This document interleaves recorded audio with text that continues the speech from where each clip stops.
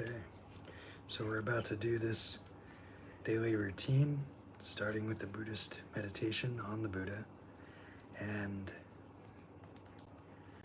I'm going to clean up my room here while we get ready for the daily practice. I'm probably going to change my shirt because I wore this stuff yesterday, and that's gross, so I need to change.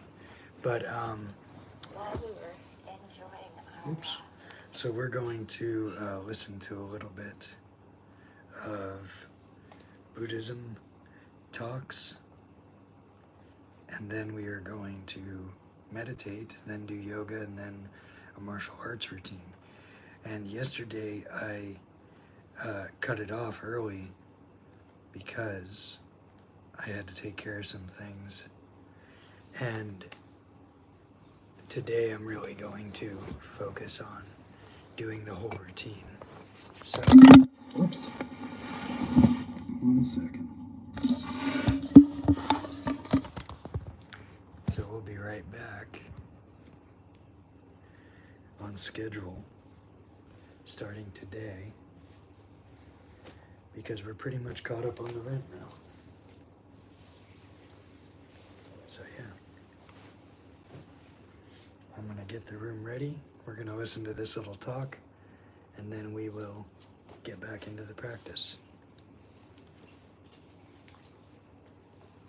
So the news these days is talking a lot about the separation of families at the border when migrants are coming from Central or South America, Mexico, and it's been really kind of ghastly with separating even very young children from their parents, such that it is difficult afterwards, even for the if the parents are deported, for them to even find out where their kids are, because there's 3 different departments under the Homeland Security that involve the parents, and then you have the Department of Health and Human Resources involved with the children, and the children are sent to, the parents are sent to detention centers and deported immediately. The children are sent to some kind of center where they were saying there are cages with many children packed in, some of them quite young, and then the children are supposed to be sent to shelters within a few days. In any case, there's, in the last 6 weeks, there's been around 2,000 children who have been separated from their parents at the border. And this is under the direction of the Department of Justice and Jeff Sessions. And while Trump says he can stand that fact and is blaming the Democrats, actually it's his administration that is supporting this going on. So there's been a huge outcry against it, more from the Democrats than from the Republicans, but some of the religious right people, including Franklin Graham, and the Southern Baptist Convention, and some other people who are usually Trump supporters, are saying that this is immoral. Yeah. So it's really horrifying to think that this country supposedly prides itself on being ethical is doing such a horrible thing, and that a political party that prides itself on being the party that supports families is sponsoring all of this. And what I think, just on a humanitarian side, forgetting all the politics, if I think of what I was like as a child, go back to that time when you were really, really little, and how your mom and dad were everything in the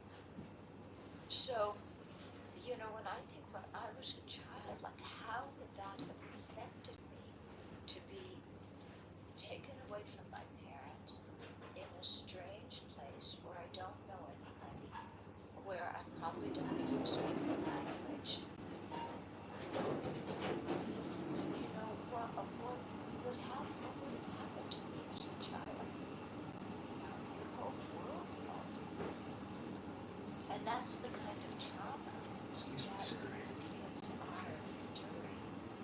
And especially since there's no plan for how to unite the families again.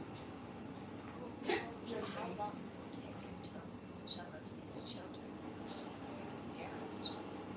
And it's not only devastating for the parents, it's devastating for the children. It's not only devastating for the kids, it's devastating for the parents too, to be separated from their children because they, cherish their children. So it's an extremely difficult situation, to handle emotionally when we say, what can we do, to prevent this? And, we're left with calling the Department of Justice and emailing the White House, and that's kind of it. And just speaking out, I'm thinking, and speaking out with our friends and getting them to write or call the White House Justice. There's Sorry, two buddy. immigration bills coming up for vote in the House. One is sponsored by some of the very far right Republicans, and most people think that will fail. There's a compromise bill that was written by the Republicans, no Democrats were included in that. And part of the terms would be that parents and children would no longer be separated if this bill were passed. But people are saying that that's using the children as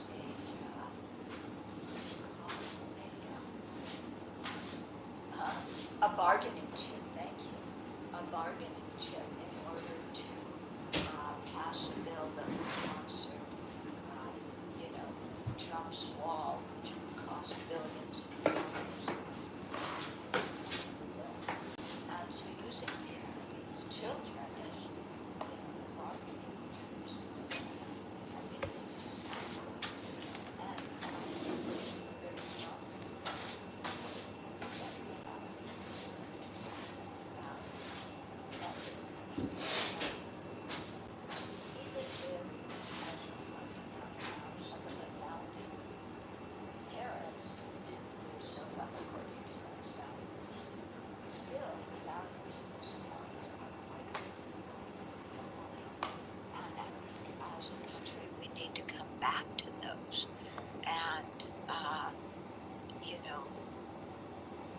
And in our society, come back to ethical conduct. So we've been listening to a Buddhist nun talk about separating children from their parents at the border in The news these 2018. days is talking a lot about the separation of families at the border when migrants are coming from Central or South America or Mexico, and it's been really kind of ghastly with separating even very young children from their parents, such that it is difficult afterwards, even for the if the parents are deported, for them to even find out where their kids are, because there's 3 different departments under the Homeland Security that involve the parents, and then you have the Department of Health and Human Resources involved with the children, and the children are sent to, the parents are sent to detention centers and deported immediately. The children are sent to some kind of center. They were saying there are cages with, many children packed in, some of them quite young, and then the children are supposed to be sent to shelters within a few days. In any case, there's, in the last 6 weeks, there's been about 2,000 children who have been separated from their parents at the border. And this is under the direction of the Department of Justice and Jeff Sessions. And while Trump says he can stand that fact and is blaming the Democrats, actually it's his administration that is supporting this going on. And so there's been a huge outcry against it, more from the Democrats than from the Republicans. But some of the religious right people, including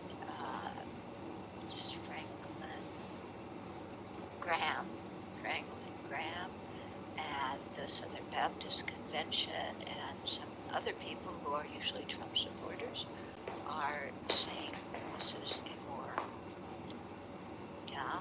So it's really horrifying to think that this country that supposedly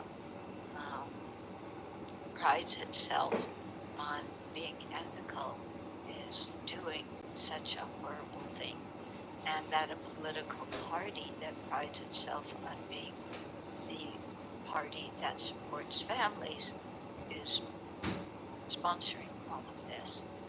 And when I think just on a humanitarian side, forgetting all the politics, if I think of what I was like as a child, go back to that time when you were really, really little, and how your mom and dad were everything in the world, or your grandma, or whoever it was who took care of you. They were everything, and they were your security. They were the one thing that you trusted. And, as you grew older, you learned, more skills, but still, your parents were the ones that you always looked to. And when I think of young children like that, being separated from their parents like this, sometimes there's no chance to even say goodbye. And one mother even claimed she was nursing her child when ICE took the child away from her. So, when I think when I was a child, like, how would that have affected me to be taken away from my parents in a strange place where I don't know anybody, where I probably don't even speak the language? What would have happened to me as a child? Your whole world falls apart. And that's the kind of trauma that these kids are enduring. And especially since there's no plan for how to unite the families again. Who knows how long it will take until some of these children can see their parents.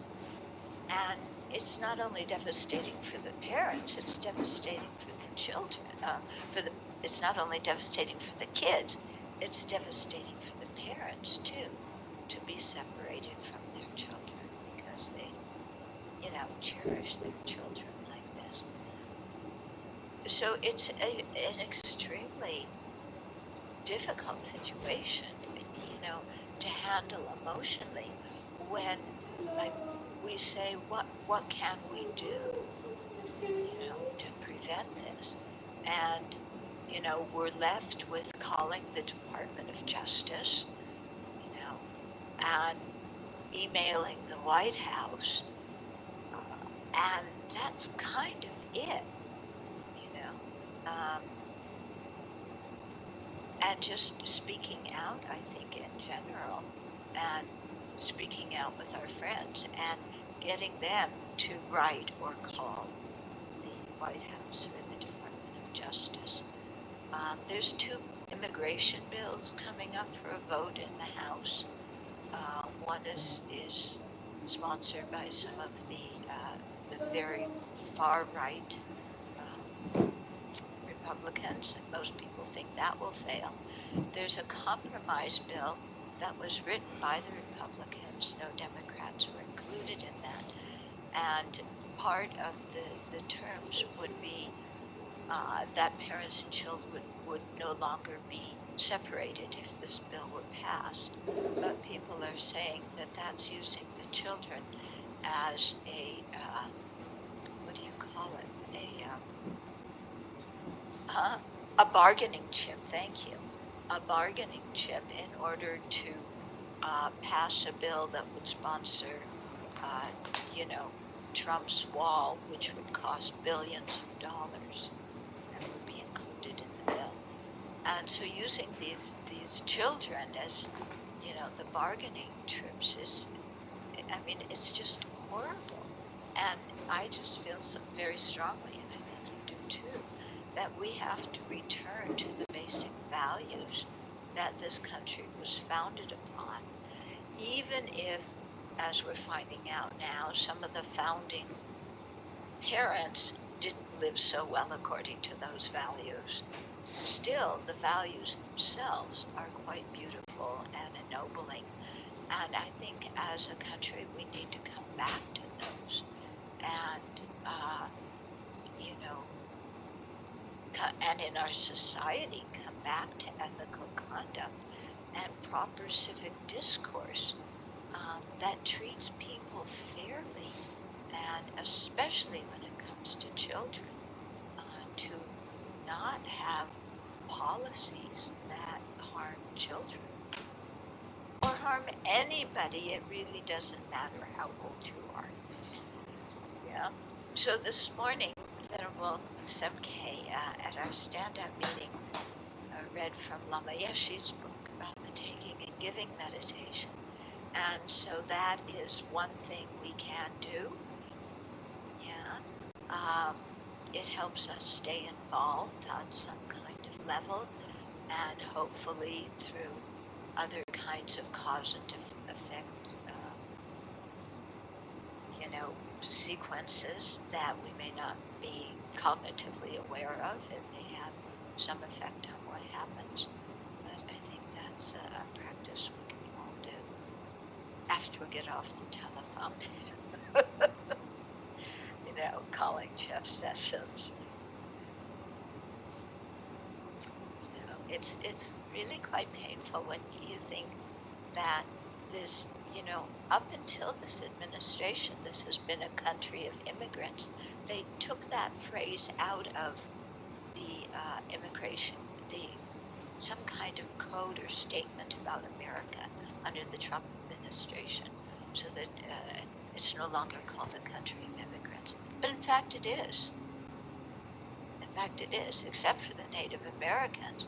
Everybody else here is a descendant of immigrants. Yeah. So having an immigration policy that separates families, or that totally, offers no asylum to women who have been battered, I mean, that's just plain old inhumanity that has nothing to do with politics, but everything to do with who we are as a country and who we are as human beings and how we treat each other. Okay, so let's, come back to that kind heart and our ethical conduct in our own behavior. If I remember correctly, there's a chance these children could never be reunited with their parents. They're going to go to an adoption court, and they're going to say, oh, is it in their best interest to be returned to their parents? And, well, if they can't even find the parents, and the parents, probably are poor and had to come here illegally, or they're probably going to say, well, the kid needs to be placed in a foster family, so that they might be permanently split up from this point on. And then it reminds me of how the U.S. government forced Native American children to go to these boarding schools. Yes. And they split up the families in that way. Yes. Do you know if the Mexican government has said something about this? If it has, I haven't read it in the paper. I haven't read anything. I think many of the migrants are coming from Central America. They come through Mexico. But there might be a lot of Mexican people also. Yes, there might be Mexicans as well. Yeah. Thank you. I wanted to make a comment about the values, Venerable, that you talked about, the values of this country, which, as an immigrant, I actually came to admire.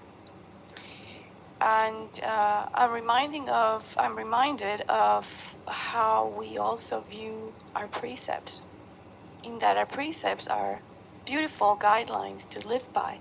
We may not always live by our precepts 100% of the time, but the fact that we are aspiring and striving to do so in and of itself is a worthy goal and a worthy way of living. And so, even though the values of this country are so high that it itself may not be able to live by them 100% of the time, that doesn't mean they should be tossed aside and trampled on. On the contrary, they should continue to be a standard for how countries treat their own people as well as their neighbors and everyone else in the world. And so it's a shame and sad that they're not being uh, they're not being observed or respected the way they used to. One of the UN agencies, I can't remember which one, also criticized this thing of separating families at the border. Yeah, one of them, a relief agency or something, I can't remember. Yeah. It's Jeff Sessions, well, Trump had said before too, zero tolerance for illegal immigration. And so charging everybody who enters illegally with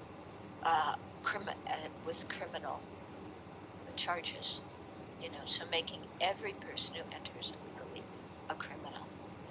They can't do that for juveniles, so that's how they say, well, we're taking the kids away from the parents, but then they charge the parents with criminal activity and deport them. Then are they sentencing the parents before they deport them?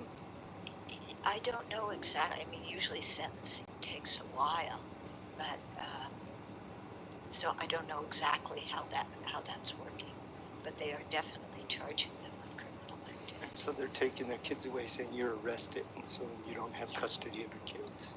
Something like Instead that. of deporting the kids with them. Right, because you can't charge the kids with, a criminal being a criminal, so they justify that. And it's very complicated because the person in charge of the Trump says that this is a democratic policy. Actually, there's no policy. The nobody passed a policy stating this. This was Jeff Sessions' decision, bolstered, of course, by Trump's immigration philosophy. And the Department of Homeland Security says that they don't advocate doing this. But then, of course, over the weekend, several people from the House of Representatives went to Texas and one other state, I forget, where to look at some of the facilities where the kids were. Yeah. And yeah, ICE is doing this. Okay, last comment and then we'll stop. If the parents are found to be criminals, then they can't ever immigrate to the United States. Probably, yeah. So then that's another, permanent separation.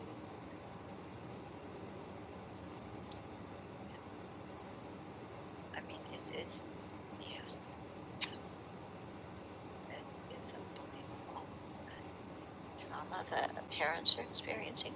This is going to produce lifelong effects on the children, especially the very young ones. And as if they didn't have enough problems fleeing from the country, where they were growing up because it was dangerous there, then they have to come here, which is, known as the land of freedom, and be treated in this horrible, disrespectful way.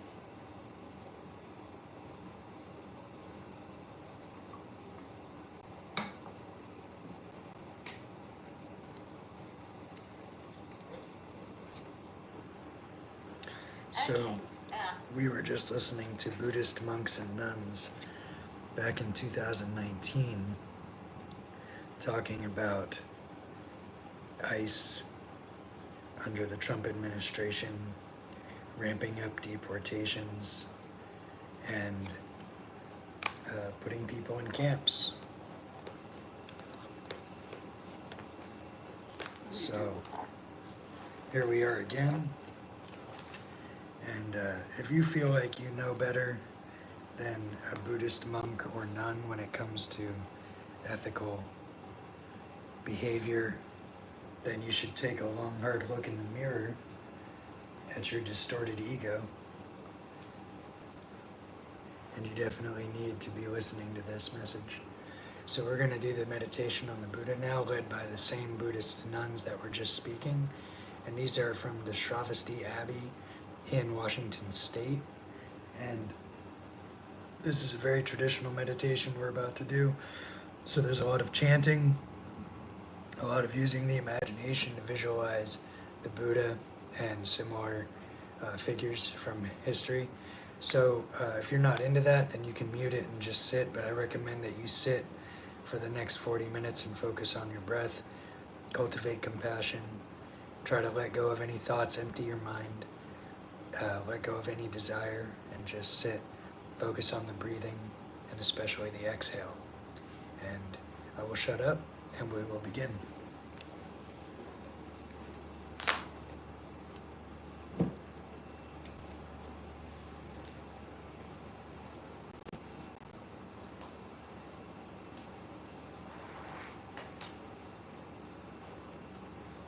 We do the practices with this aspiration to be a benefit to beings, not to harm them,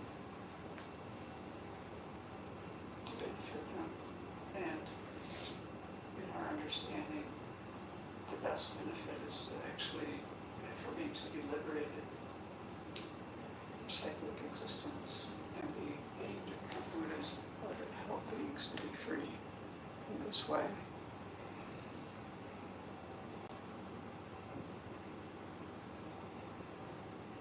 So generate those thoughts in your own way.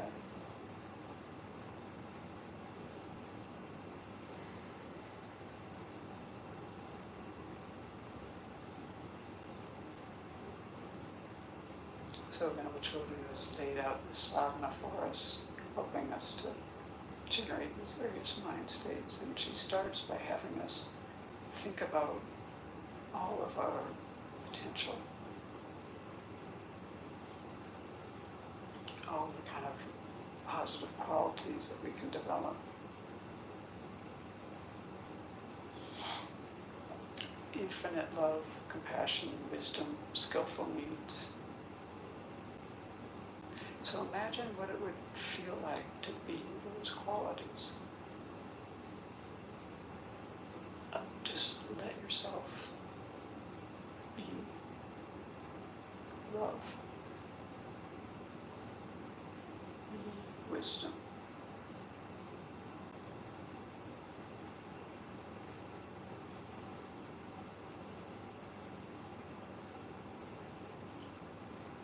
try to feel the expansiveness and peace in your heart.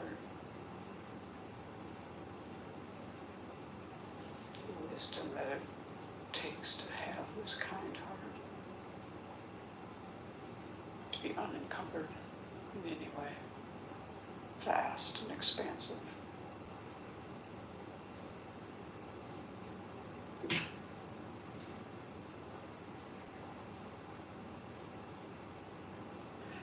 Taking everything that's happening in this world, reaching out to every being, human and otherwise, to benefit each one.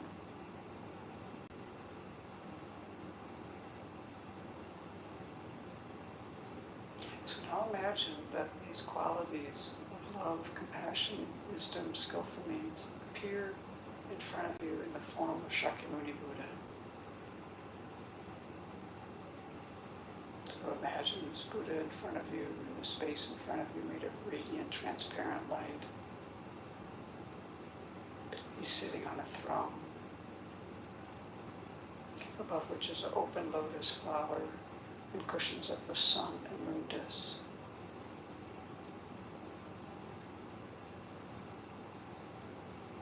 This entire visualization is made of radiant, transparent light. But you're imagining a living being with a light body. So you feel yourself in the presence of the Buddha.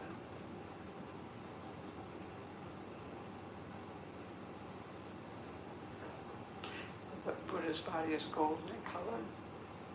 He wears the robes of a monastic. His right hand, with the palm down, rests on his right knee. And the earth touching mudra. And his left hand is in his lap holding a bowl of nectar. And this nectar is the medicine to cure our afflictions and all of our hindrances. And the Buddha's face is very beautiful. You can look at the Buddha's eyes. He's smiling, his eyes are smiling. He's looking at you with total acceptance. And as he looks at you, he's also encompassing all sentient beings.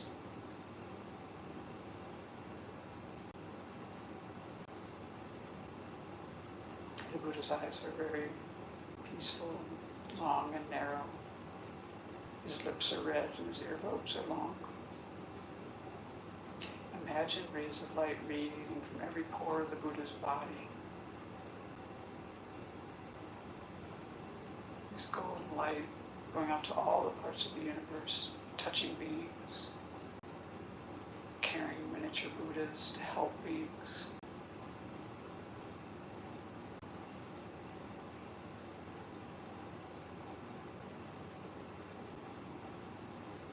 And as they complete their work, they dissolve back into the Buddha.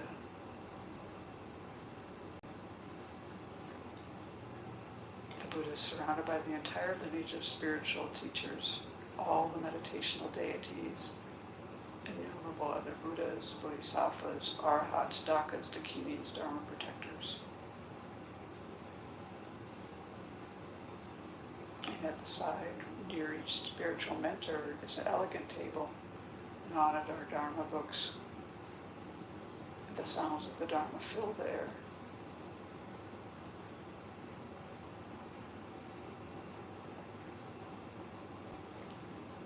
And they're all so happy that we're here doing this together. Imagine their minds just blissful and peaceful, gazing at all sentient beings. So you imagine that actually you are surrounded by all sentient beings in human form. Your mother of this life is on your left.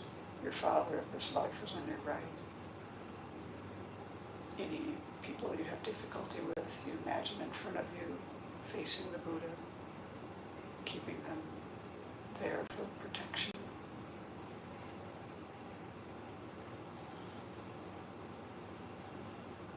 Family and friends are nearby. Countless strangers fill the space around you. And all of us are looking to the Buddha for guidance.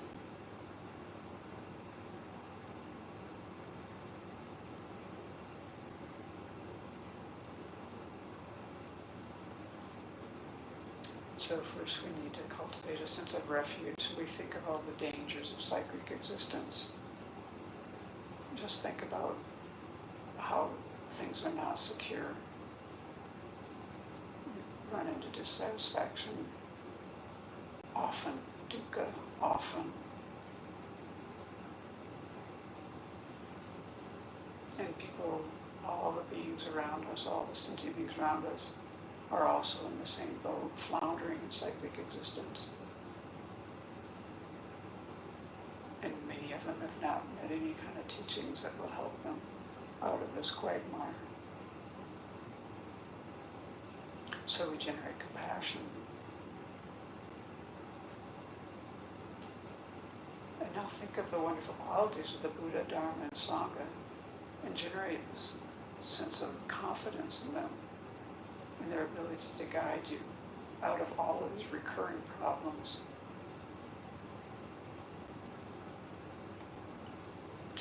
refuge we need to cause is this kind of concern, this kind of alarm, fear type, and also this confidence and faith and the compassion. So it is possible on the basis of your present life and mind to free yourself from all of these undesirable experiences. It's a resolve to explore that possibility to the fullest.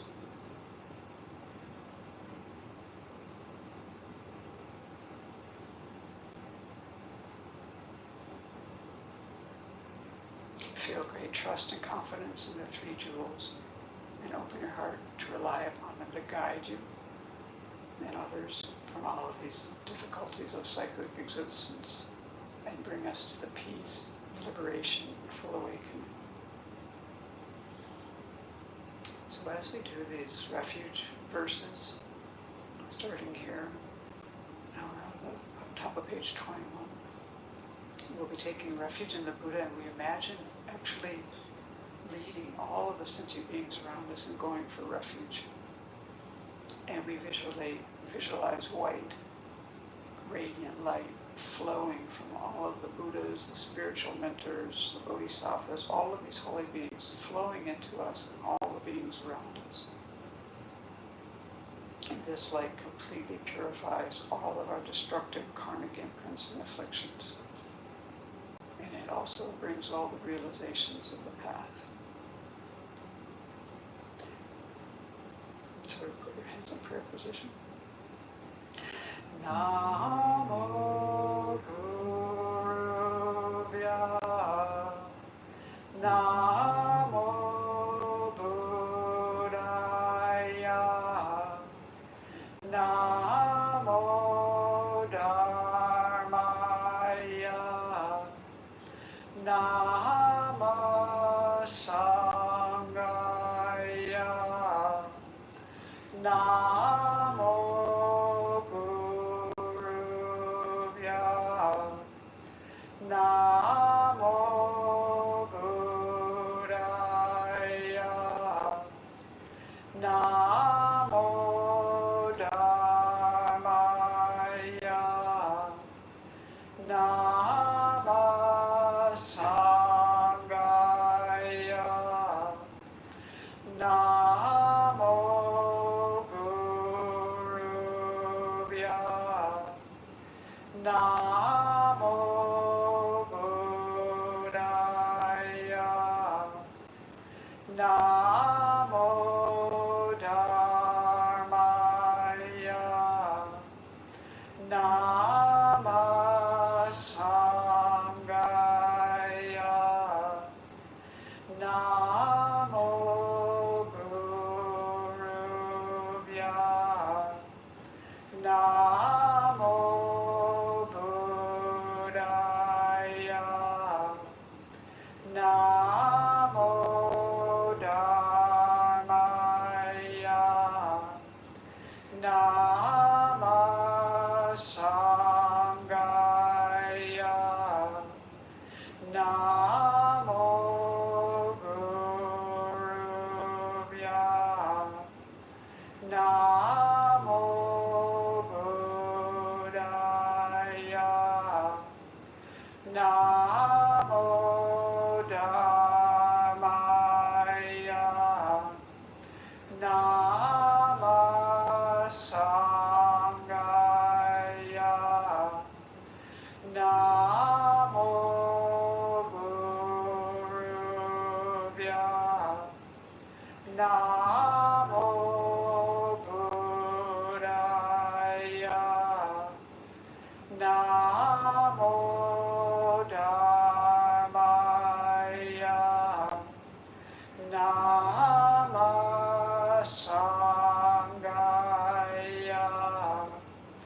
Namo Guruvya. Namo Buddhaya. Namo Dharmaya. Namo Sanghaya.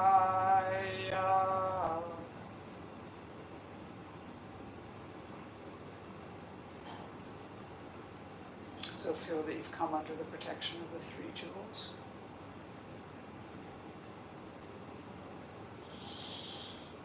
And now we turn our thoughts to others and think about how much we depend on other beings for everything that we have, everything we know, everything we use, everything we enjoy.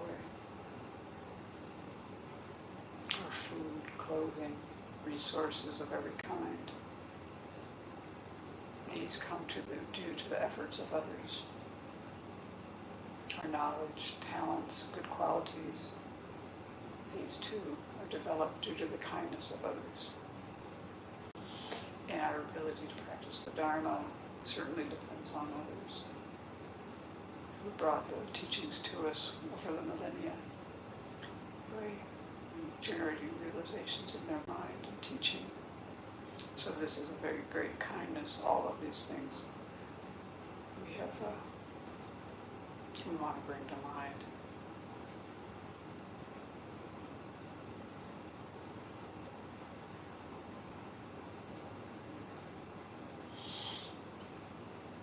Our innermost wish is to be free from suffering. And this is the case for everyone else as well. We want to be happy. All beings want to be happy. And like us, they encounter many difficulties, problems, sufferings. And usually, actually, their difficulties are more so than our own. Not always, but often. And when we examine our capacity to help beings, we find that we're actually quite limited.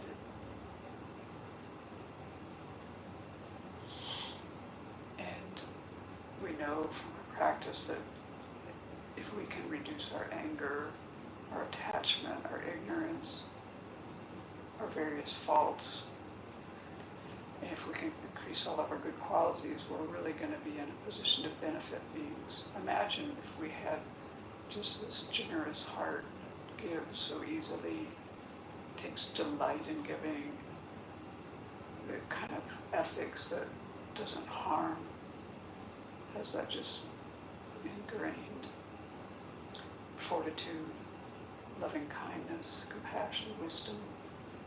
We will be in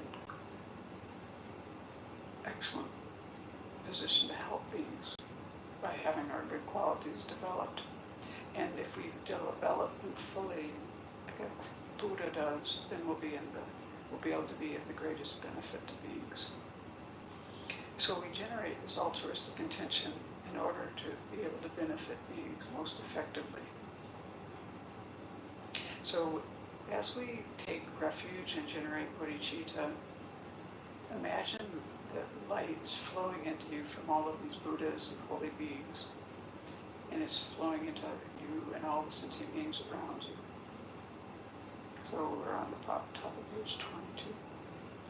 I take refuge until I have awakened in the Buddhas, the Dharma, and the Sangha.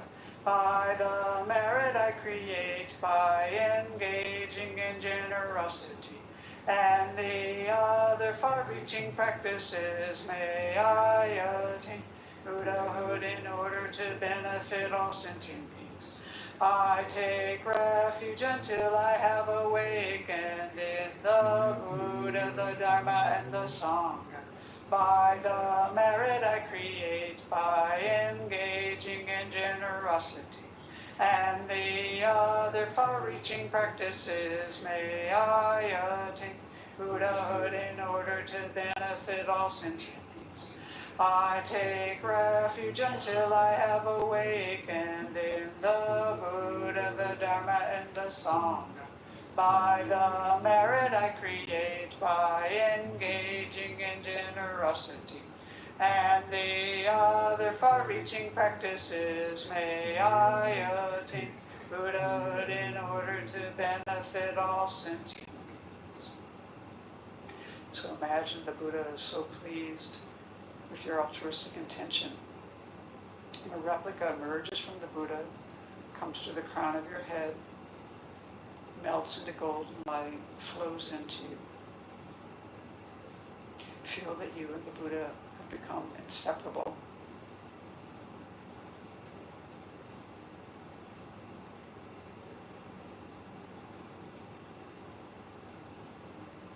very close to the Buddha, and allow your mind to be transformed and inspired.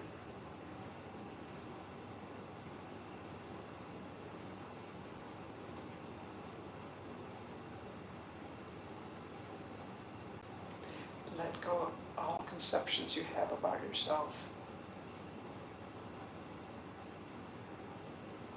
Let go of any self-denigrating thoughts.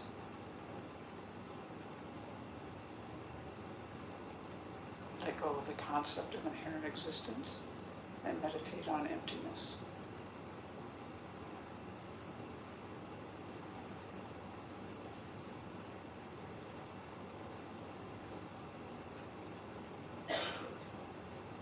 In your heart appears a small Buddha made of light. He radiates the light of wisdom and compassion in all directions throughout the entire universe. And this light transforms all sentient beings into Buddhas and all environments into pure lands, which are places where all the circumstances are conducive to practicing the Dharma and generating realizations. So imagine this.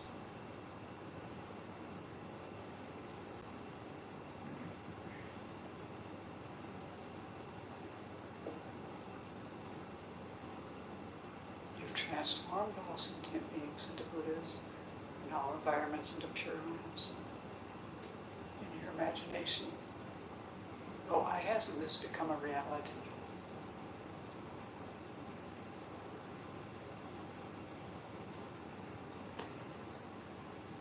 We sentient beings have bias, prejudice, we lack love, compassion, and joy. So now we want to wish ourselves and others to have all of these qualities. So we contemplate the four immeasurables. We do this to reinforce our own felt experience of love, compassion, joy, and equanimity for everyone. Friends, strangers, enemies, relatives, people you don't like, people you don't trust, anyone, everyone. So as we say those four immeasurables, you want to listen to yourself say the words and contemplate as you recite. We'll pause between each of the four. May all sentient beings have happiness and its causes.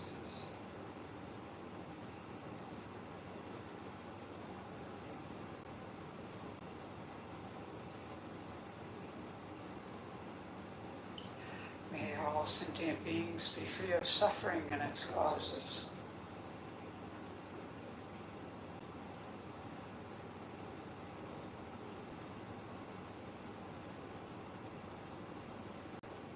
May all sentient beings not be separated from sorrowless bliss.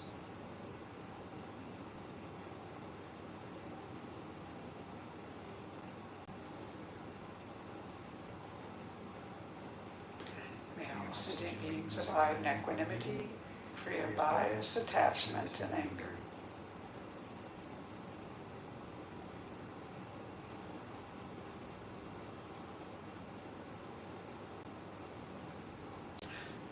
So, in order to achieve what we've just been aspiring towards, we need to purify our negativities, and we need a lot of merit. We need to abandon things and adopt things. So when we do this seven-limb prayer, this encompasses all this abandoning and adopting things. So we'll pause after each line. And you want to put your hands in the prayer position, please. Reverently I prostrate with my body, speech, and mind. So imagine yourself and all the beings, the sentient beings around you, making prostrations to all the holy beings in front of you in the field of merit, repeatedly prostrating.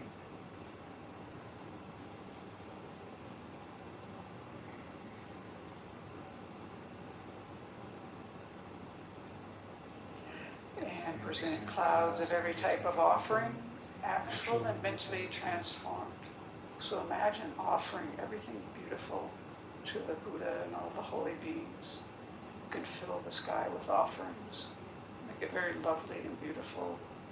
You can think of flowers and fields and just everything that you love.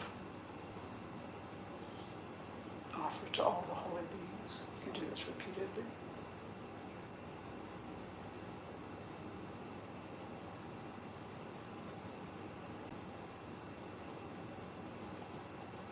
I confess all my destructive actions accumulated since beginning this time. So now we do like a glance meditation of the four point of powers. So for this, bring to mind something that you wish to purify, some fault or mistake. Bring it clearly to mind and generate regret for that.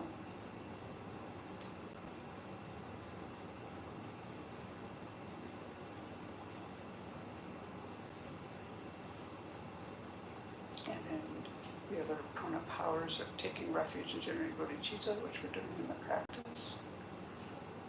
The practice itself will be the remedial action, but make a determination not to do this action again.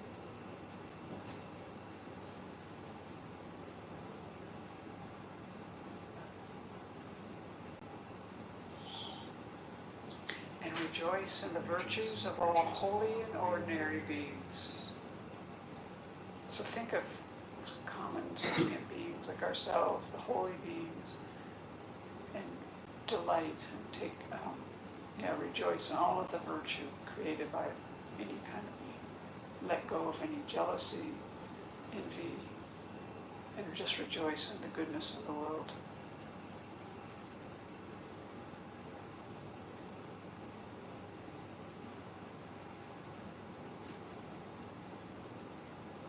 Use your own life experience. Think of things, people that you want to rejoice.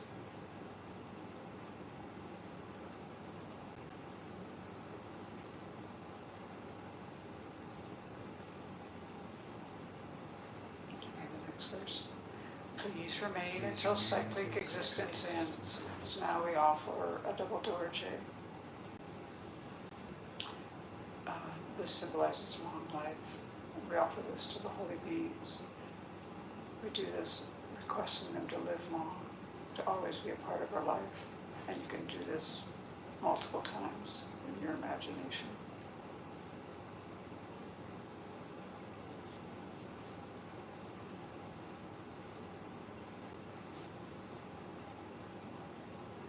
And then the next verse. And turn the wheel of Dharma for sentient beings. So again, make this offering. You're offering with both hands this beautiful 1,000-spoke Dharma wheel, golden in color. Offering this to the teachers and the Buddhas to guide you and to continue to teach the Dharma.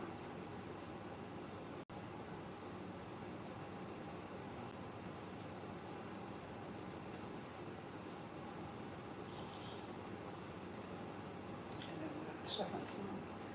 I dedicate all the virtues of myself and others to the Great Awakening. So now we steer these limbs toward full awakening for ourselves and all beings.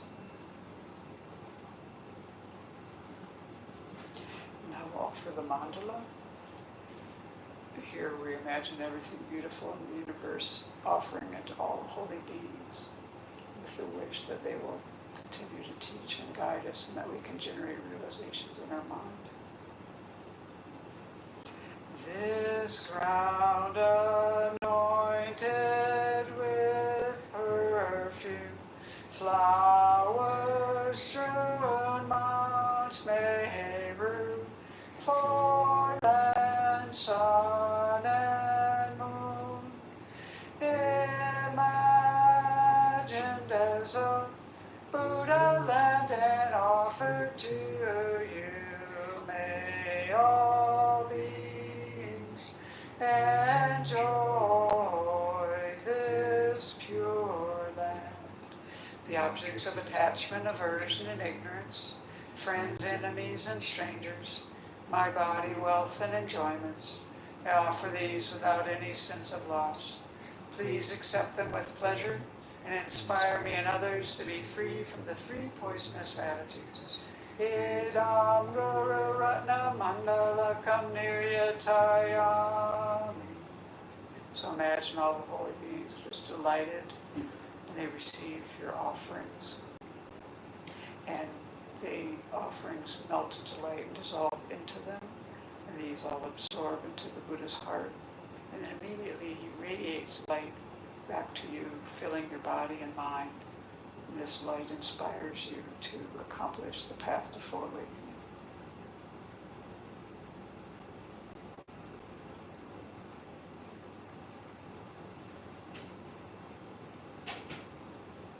So in order to progress along the path, we need to develop realizations.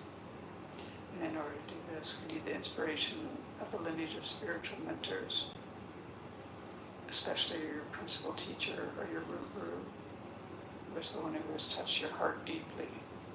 If you don't have a specific teacher, just think about Shakyamuni Buddha, or maybe you have a connection in your mind with His holiness. And we make this request, page 25. Glorious and precious root guru, sit upon the lotus and moon seat on my come, guiding me with your great kindness. Bestow upon me the attainments of your body, speech, and mind. And so then, at this point, you imagine that a replica of your teacher in the aspect of the Buddha emerges from the Buddha in front of you. And it comes to sit on a lotus and moon disc on the crown of your head, facing the same direction as you.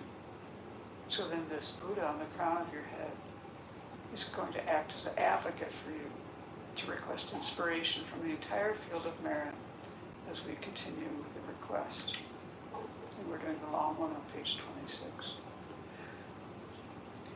Buddha, unequal teacher and guide, venerable protector Maitreya, successor, superior Sangha prophesied by Buddha, to you three Buddhas and Bodhisattvas I make request.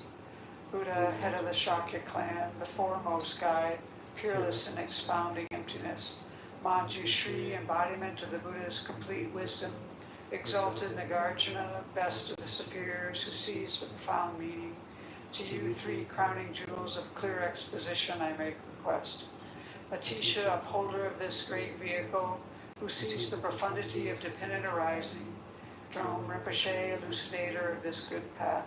To these two ornaments of the world I make request. Avalokiteshvara, great treasure of objectless compassion. Manjushri, masteress, flawless wisdom. Tsongkhapa, crown jewel of the snowy land sages. Losangrapa, I make request at your feet. Holder of the white lotus, embodiment of all the conqueror's compassion. Guide benefiting migrating beings in the land of snow mountains and beyond. Sole deity and refuge, Tenzin Gyatso, at your feet I make requests. The eyes to whom the vast scriptures are seen. Supreme doors for the fortunate who would cross over to spiritual freedom. Illuminators whose wise means vibrate with compassion. To the entire line of spiritual mentors I make request.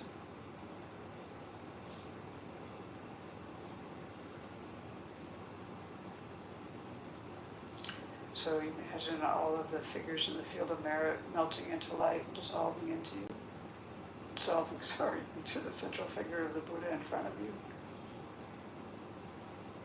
All the Buddhas, the Bodhisattvas, the Arhats, Dakkas, the Kimis, Dharma protectors, all of these beings melt into light, dissolve into the central figure of Shakyamuni Buddha. And now Shakyamuni Buddha embodies the three jewels. And this Buddha absorbs into the Buddha on the crown of your head.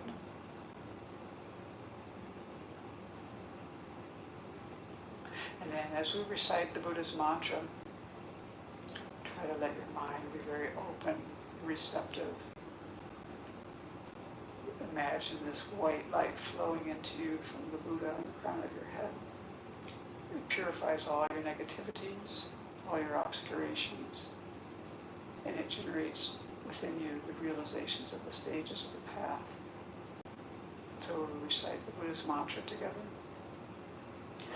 Tayata Om Mune Mune Maha Mune Soha.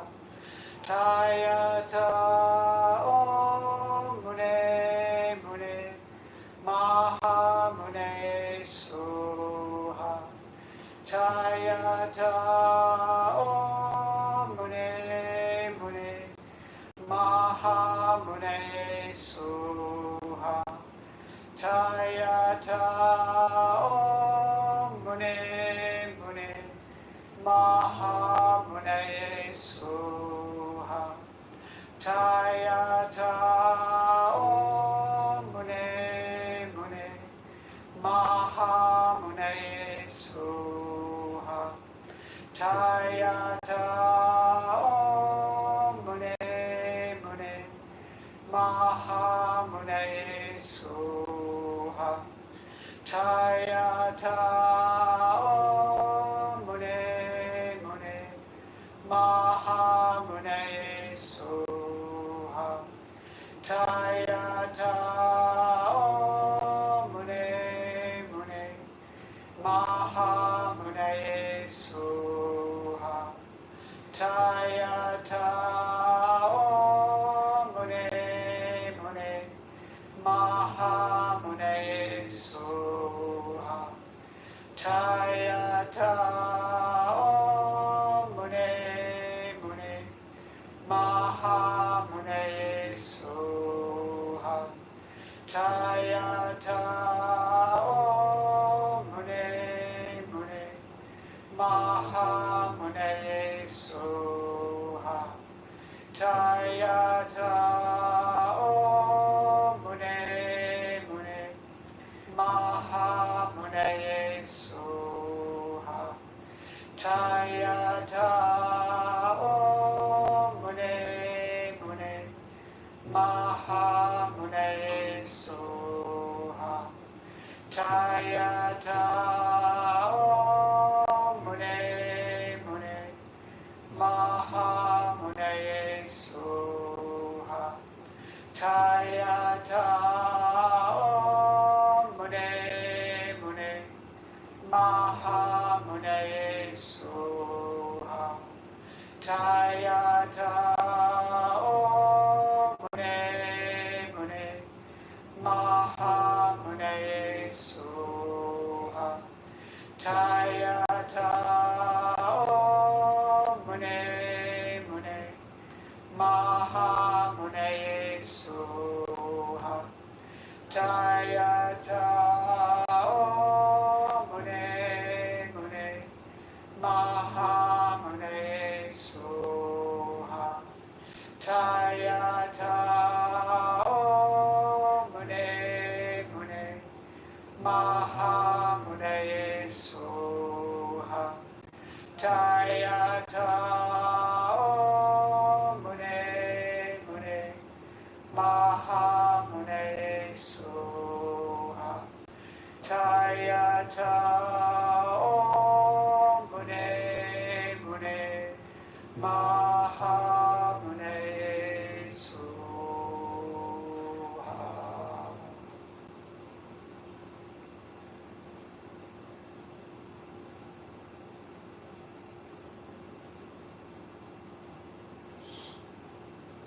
Now, re-establish the visualization of Shakyamuni Buddha above the crown of your head, made of golden, transparent, radiant light, a living being. And this Buddha melts into light, dissolves into you. Your body, speech, and mind become inseparable from those of the Buddha.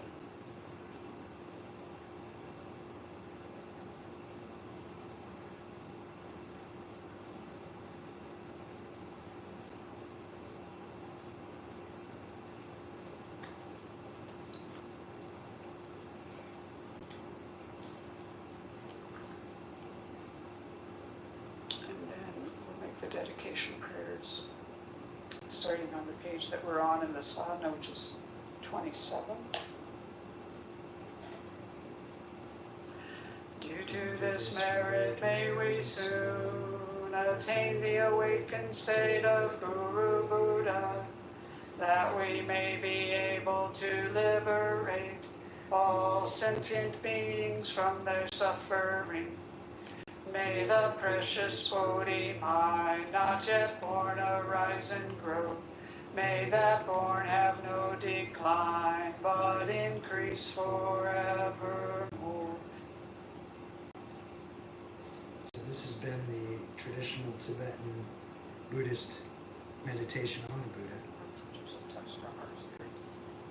And next we're going to do the short version of the Ashtanga Yoga primary series. So I encourage you to stick with it and do the whole routine with me.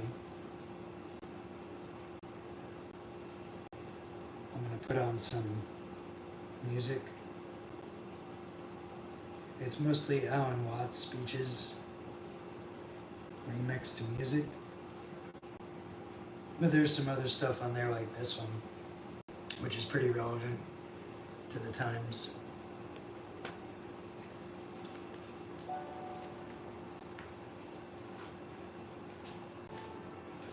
And we're going to begin right away when I get back on the mat, so get ready.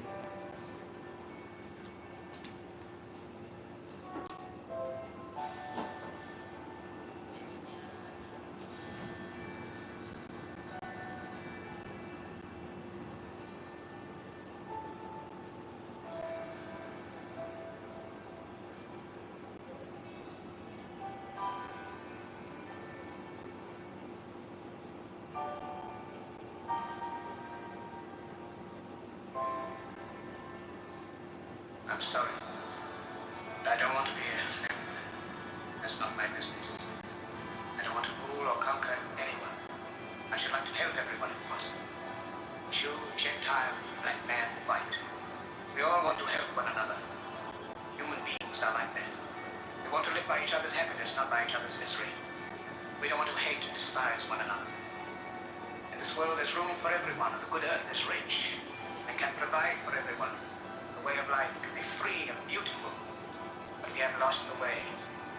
Greed has poisoned men's souls, has barricaded the world with hate, has goose-stepped us into misery and bloodshed.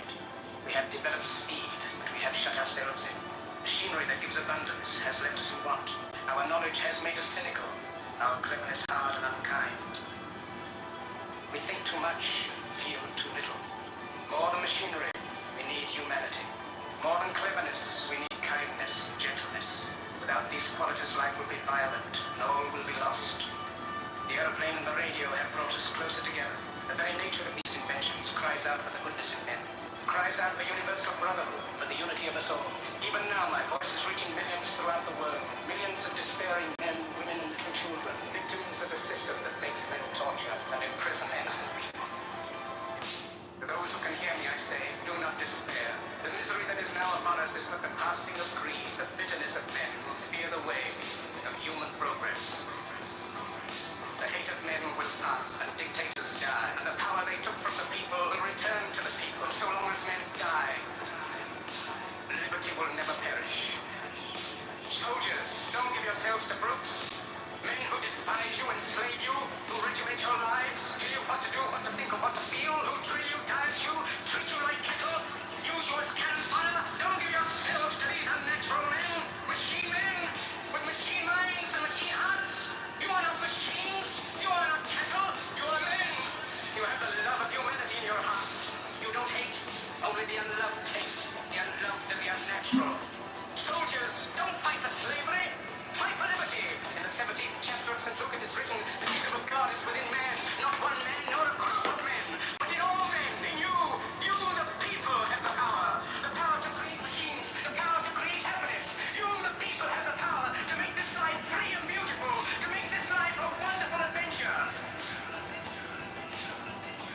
Then in the name of democracy, let us use that power, let us all unite.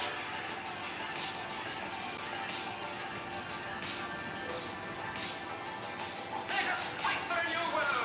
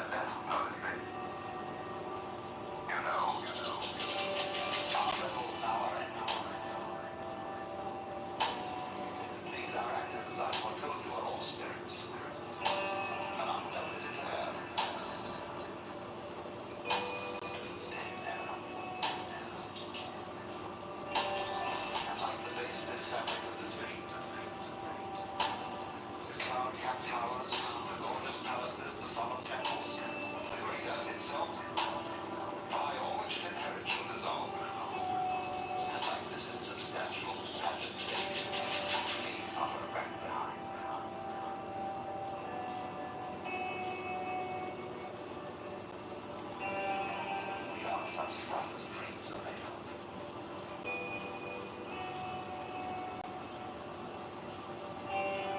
We are such stuff as dreams are made of.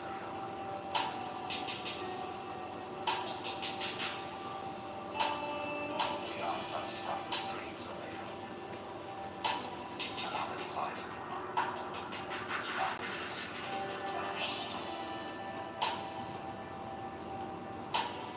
And said so well, it doesn't seem so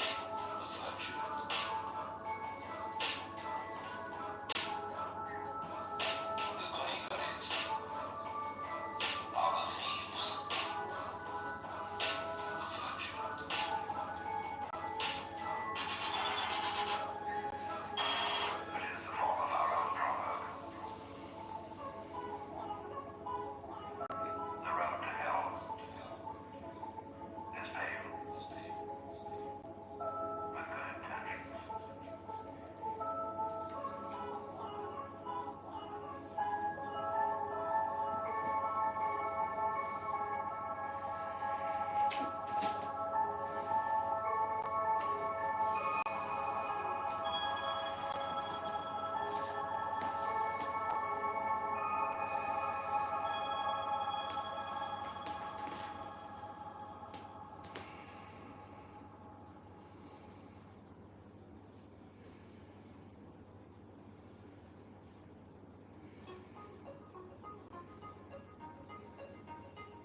is a basic proposition from the Hindu religion.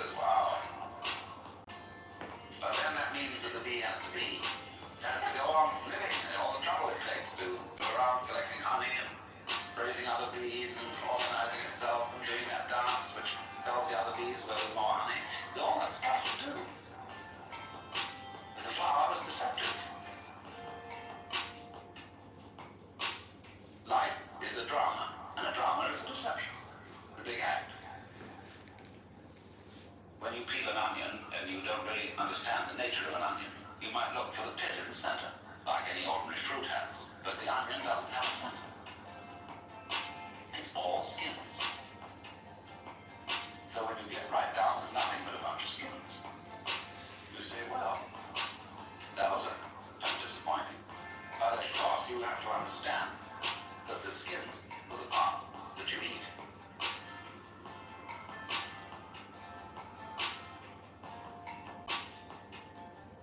Well, in rather the same way, you find and you explore yourself and your motivation.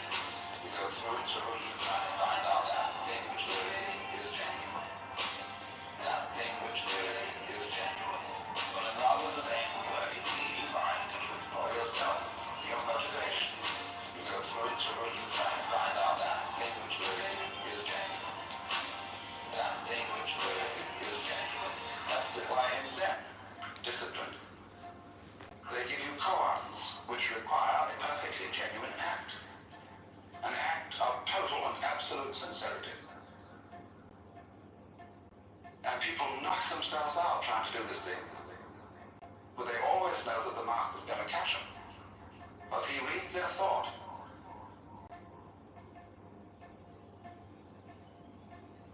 You know that story of Von Kleist about the man who had a fight with a bear, and the bear could read his thoughts? So that the only way of hitting the bear was to do so not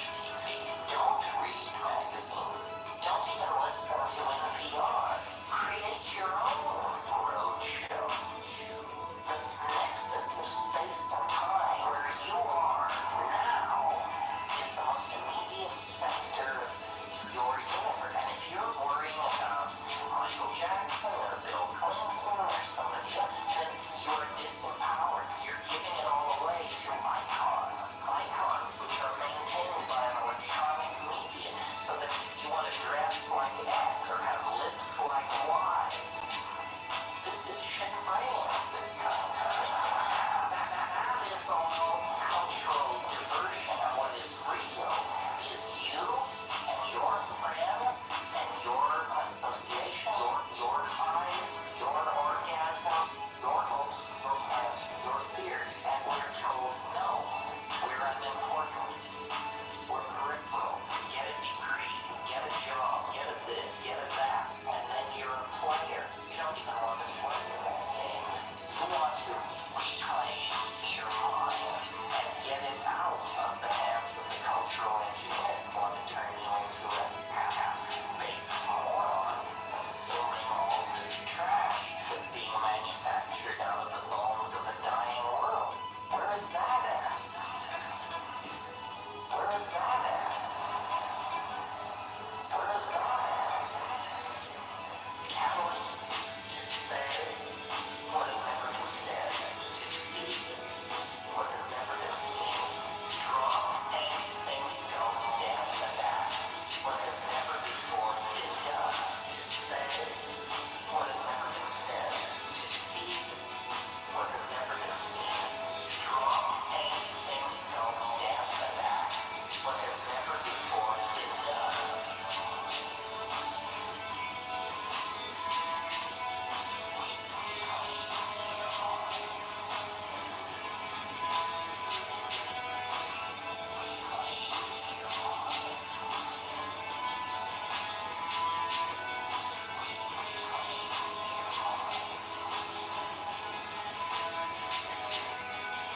Catalyst to say what has never been said, to see what has never been seen, draw, paint, sing, film, dance, and act what has never before been done, to say what has never been said, to see what has never been seen, draw, paint, sing, film, dance, and act what has never before been done.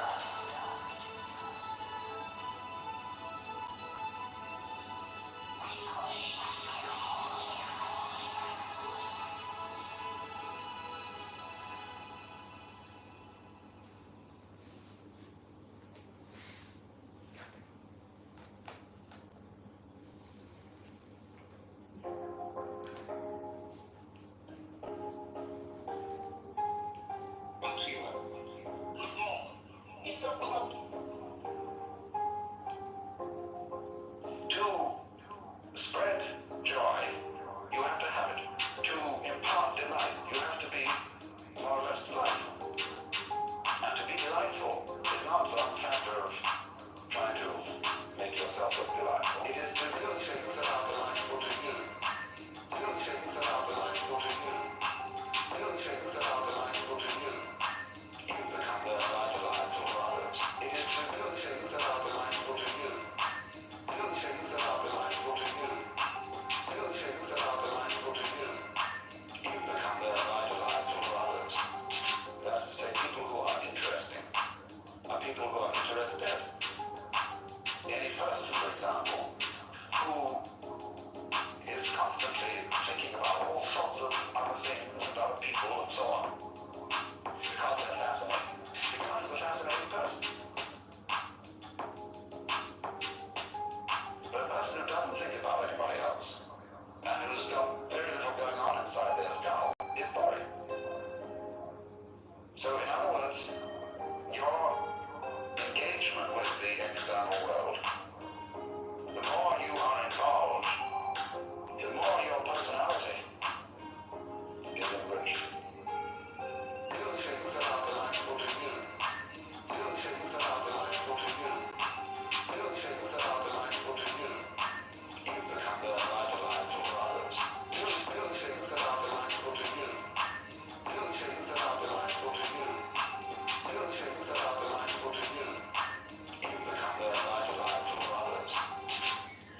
But if you try to enrich your personality by taking a course in how to win friends and influence people, or how to be a real person, you'll become Mr. Washout. You'll be like somebody who's trying to get good nutrition by biting his nails, and then the fingers next, and then half an arm gone and so on. You're entirely nourished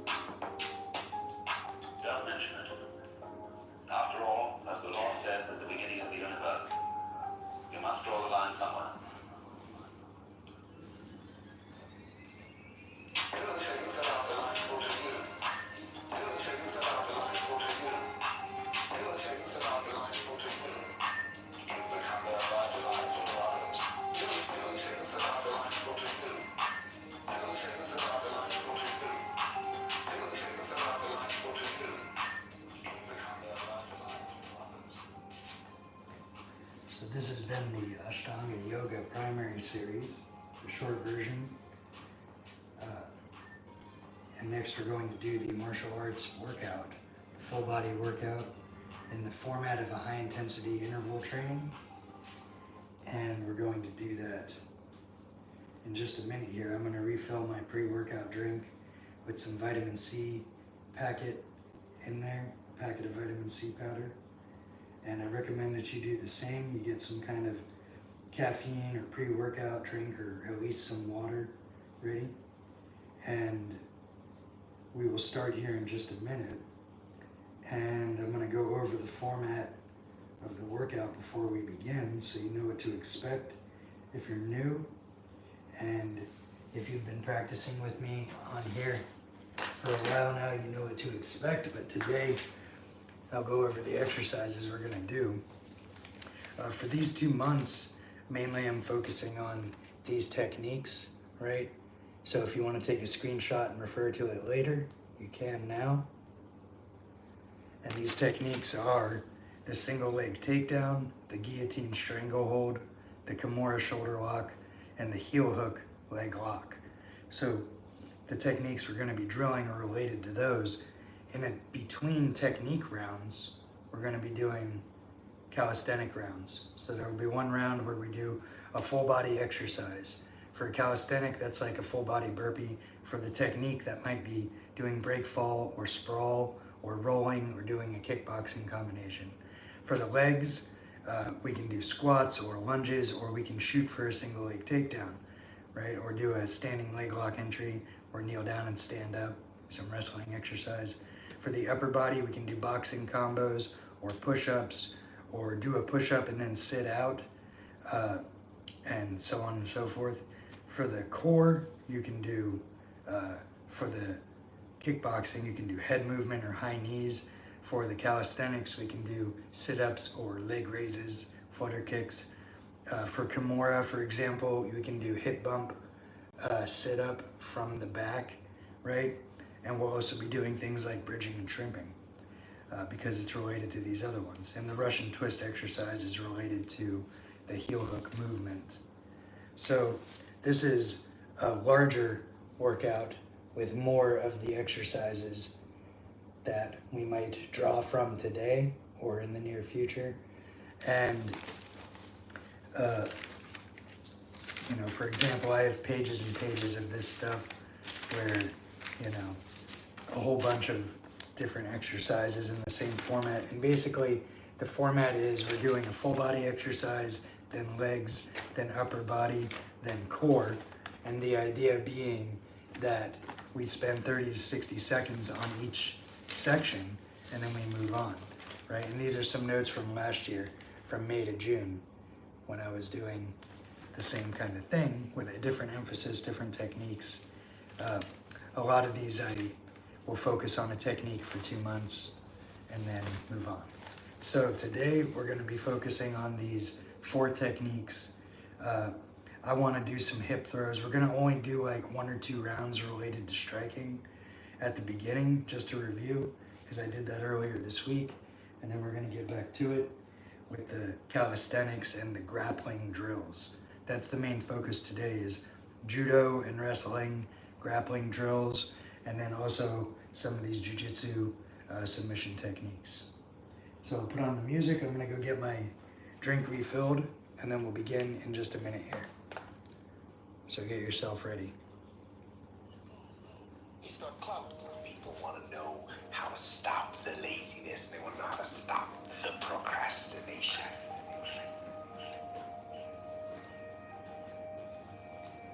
They have some idea in their head, you know, some kind of a vision of what they want to do, but they don't know where to start. And so they say, hey, where do I start?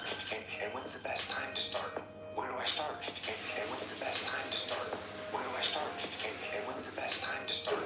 And I have a very simple answer for that.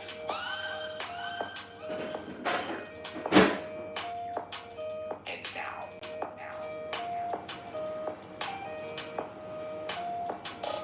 That's it. You want to improve? You want to get better?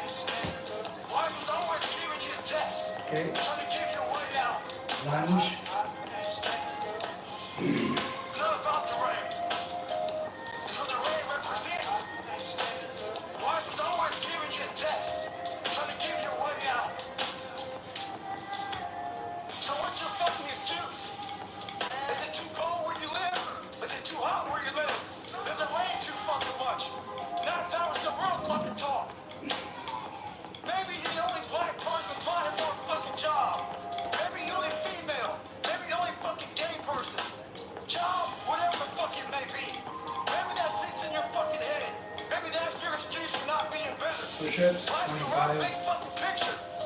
When I was young, almost these got my head black, fucking not smart enough, single mom, all that bullshit, all space in my head. If you're allowing people and things and situations to all space in your fucking head, you're losing. Last thing, life's one big fucking head game. You play with yourself. If you lose, it's because you allow life to get in your fucking head. Leg raises. It's not about the rain. It's what the rain represents. Life was always giving you a test, trying to give you a way out. It's not about the rain. It's what the rain represents. Life was always giving you a test, trying to give you a way out.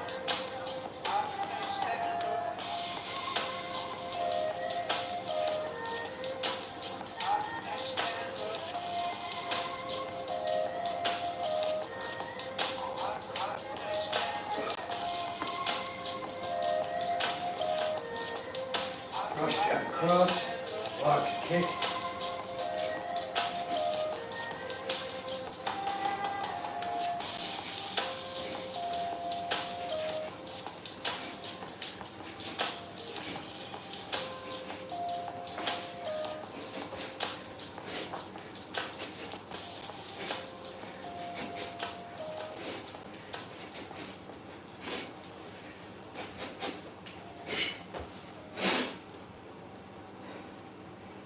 Kicks.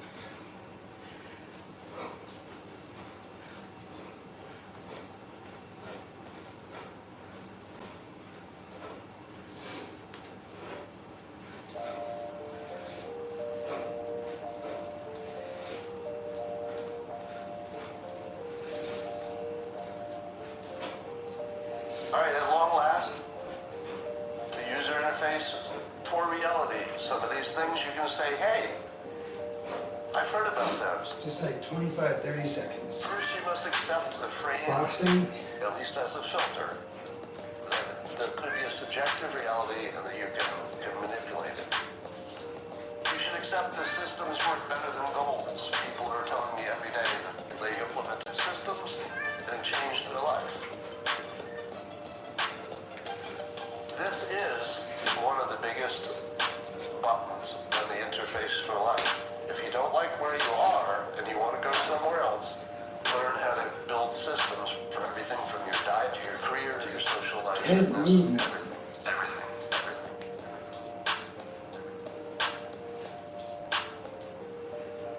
Talent stacking. The idea that if you intelligently add new talents, you become not just a little bit better, but exponentially better, because talents really explode your capability and your options. So this is one of the biggest buttons on the interface to reality. Whole body burpee. It feels like it works. It feels like it works. It feels like it works. The interface to reality. It feels like it works. It feels like it works. It feels like it works. Affirmations, the idea of writing down or visualizing your goals, seems to be something that gives you the impression that it works. And I say that very carefully. Does it Lunge. work? Do affirmations change Opposite knee, reality? opposite elbow. I don't know. And hook. Then squat. Same knee, same elbow. I can tell you that when I've used them, the results I've gotten don't seem like anything could have been natural. I cured an incurable voice problem. I had ridiculous stock market luck when I used the affirmations. My career, as I told you, is just crazy. Interface to reality. It feels like it works. It feels like it works. It feels like it works. The interface to reality. It feels like it works, but I'm not going to tell you it does.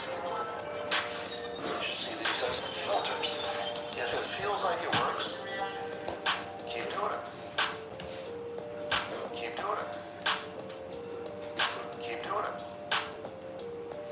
If it feels like it works, Push-ups. Narrow. Keep doing it. 25. Keep doing it. Visualization is reality. It feels like it works. It feels like it works. It feels like it works. Visualization is reality. It feels like it works. But I'm not going to tell you guys. You should see these as Water pits.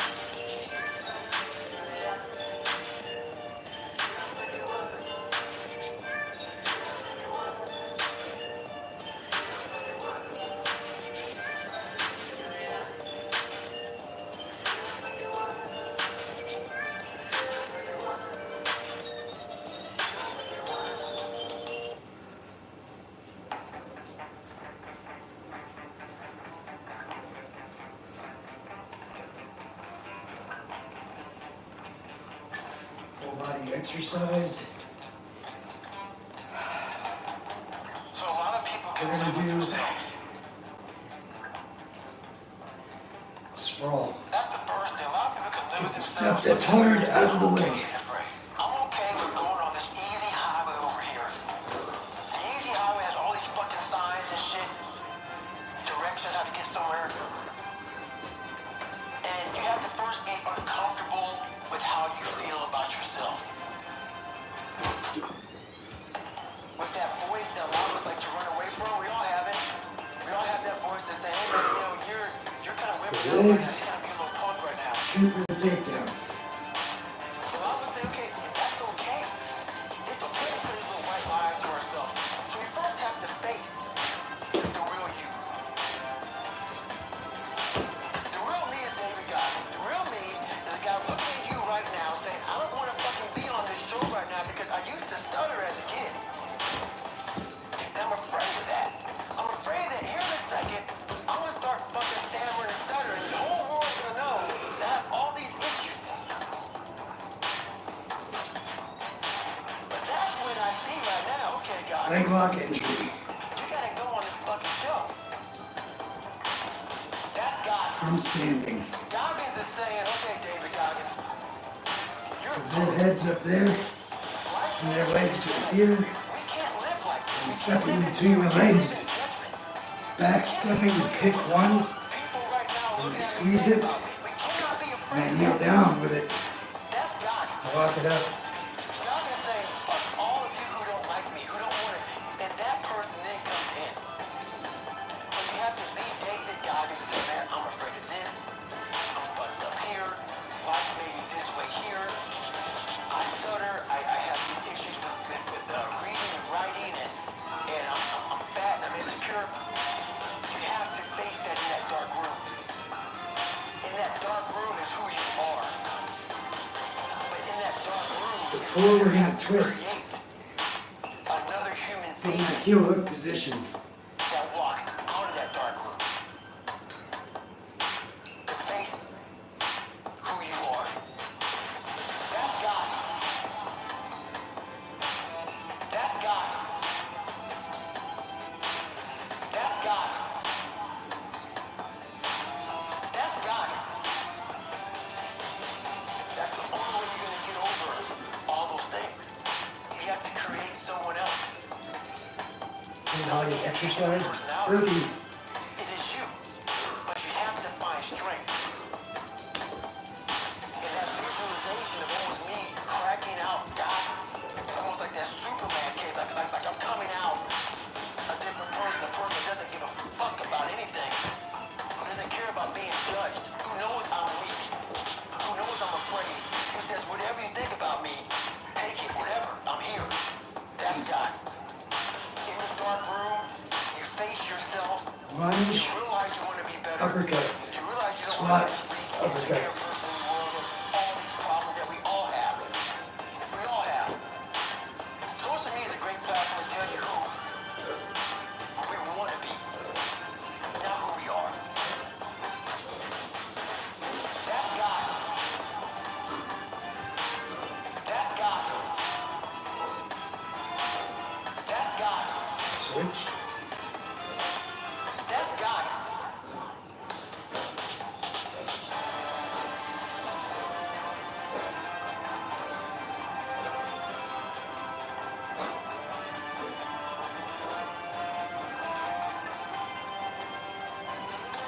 Your body. Push-ups.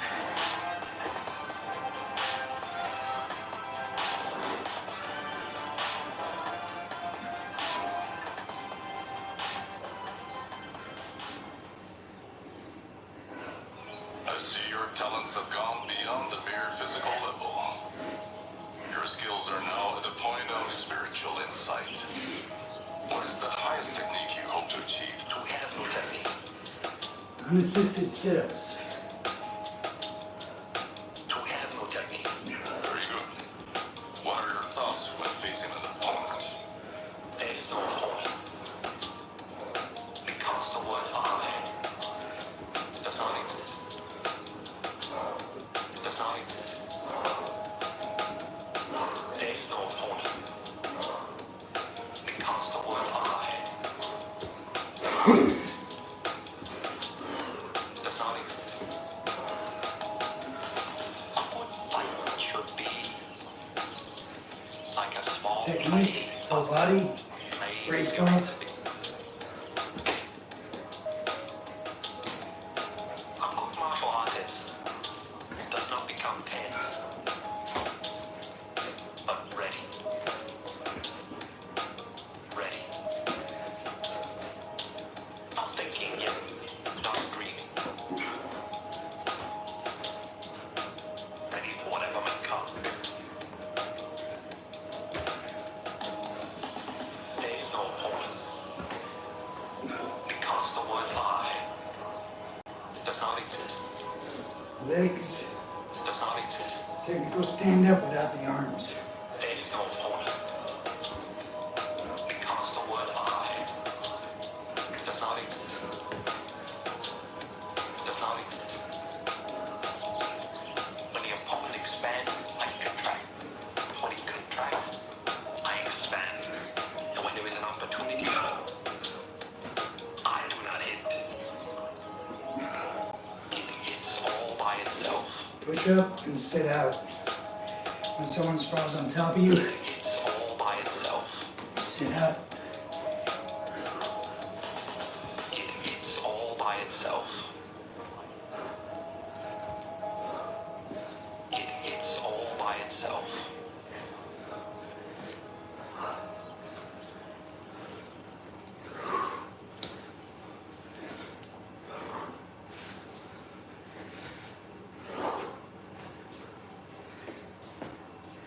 Now we're going to do a hip bump sit-up,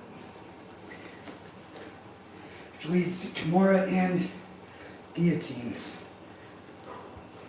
or the hip bump if they don't defend.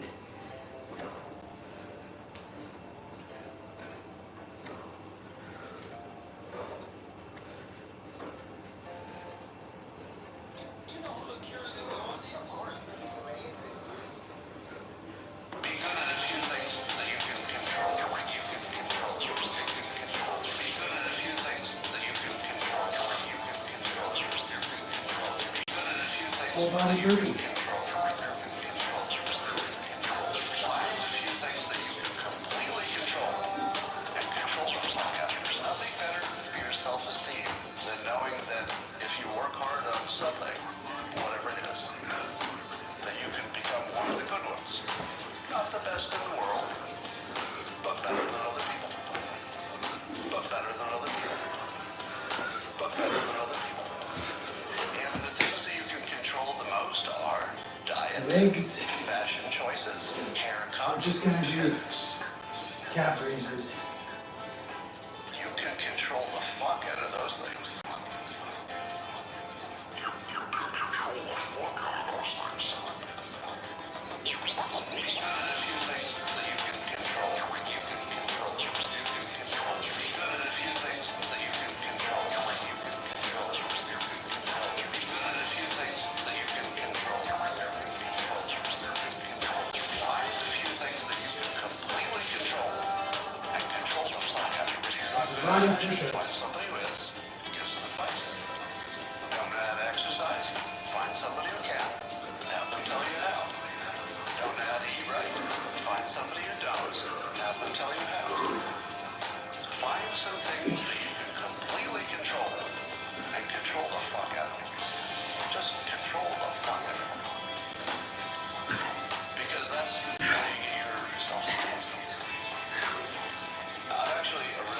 confidence. And I'm going to say something astonishingly We're gonna do a sideways scoot. humility. When you're on your back in the closed guard, or there in your closed guard, you gotta scoot to get your angle so you can attack or sweep or improve your position. Humor, politics, persuasion. But how many things are there that you could be good at? All of the things that humans can do. It's gigantic, right? It's like millions of things that people can do. And I'm good at almost zero. Like if you took all of my skills and compared it to all the skills that anybody could have in the world, it rounds to zero. It doesn't round even to 1%. Technique. And We're gonna roll. somebody has pretty high skills. So when you throw somebody, variety of things. well, we'll do the throw techniques first. Throwing form, pummeling, step, throw.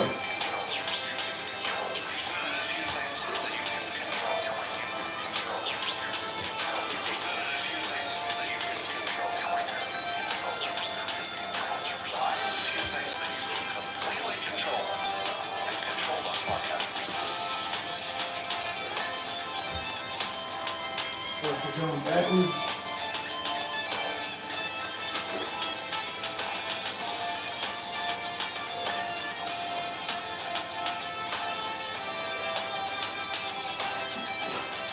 But it still makes me feel good that there are a few things I can do well. And that's why I concentrate on fitness and diet and we're gonna do the hip throw squat. a guy, if you get your fitness and diet right, you're probably pretty good. So control the things you can control. Get good at them. And remember that nobody's good at much.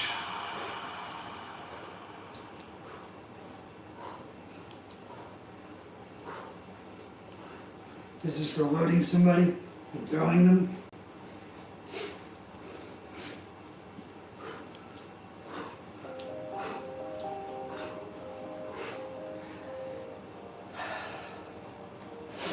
For upper body, we're gonna do inside out. Pulling for the grips to throw somebody.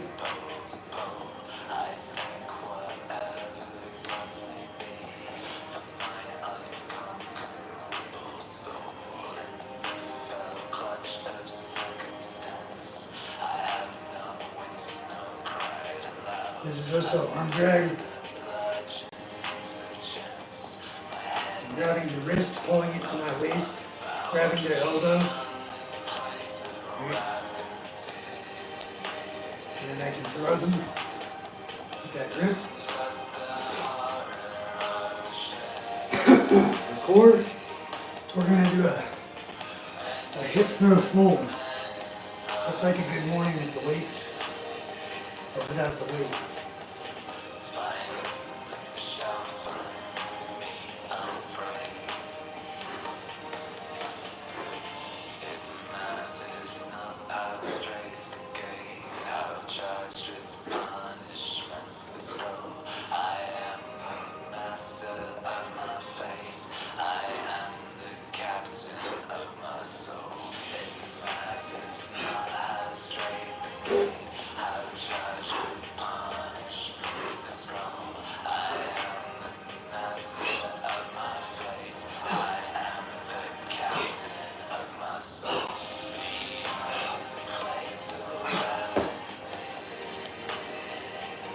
Now we're gonna roll. So if I throw someone and I roll, the throw is much stronger.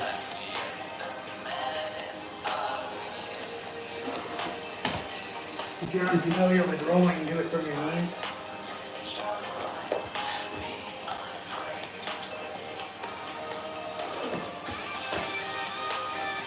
I can also get a grip, plant my foot and roll backwards, throw them over me. Right? Or I can bear them both and standing.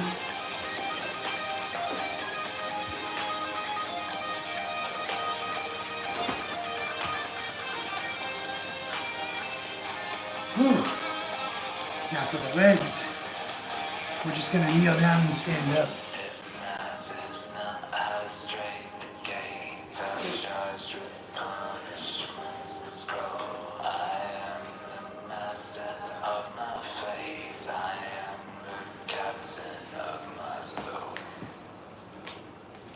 Someone breaks your posture down, force you to your knees, get back up right away. Look up, stand up. If they're behind you, get up, turn around, face them.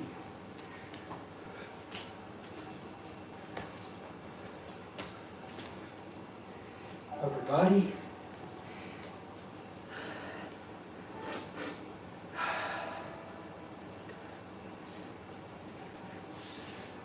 We're going to do these lotus push-ups.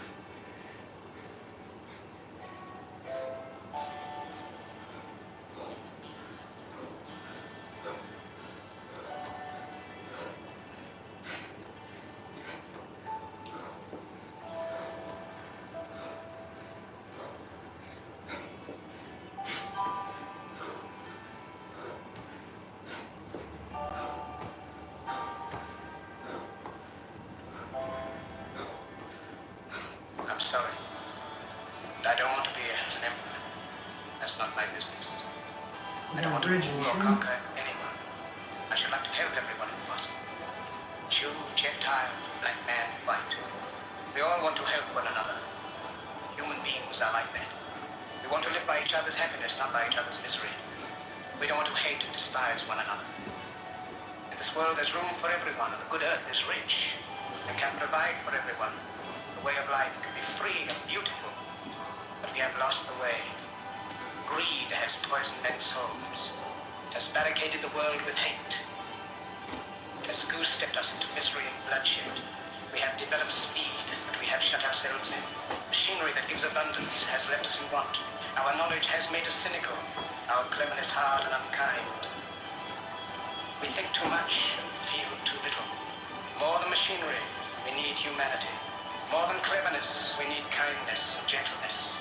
Without these qualities, life will be violent, and all will be lost. The aeroplane and the radio have brought us closer together. The very nature of these inventions cries out for the goodness in men. We're gonna do a little freestyle, put it all together. Even now, my voice is reaching millions throughout the world. Millions of despairing men, women, and little children, victims of a system that makes men torture and imprison innocent people. To those who can hear me, I say, do not despair. The misery that is now upon us is but the passing of greed, the bitterness of men who fear the way of human progress.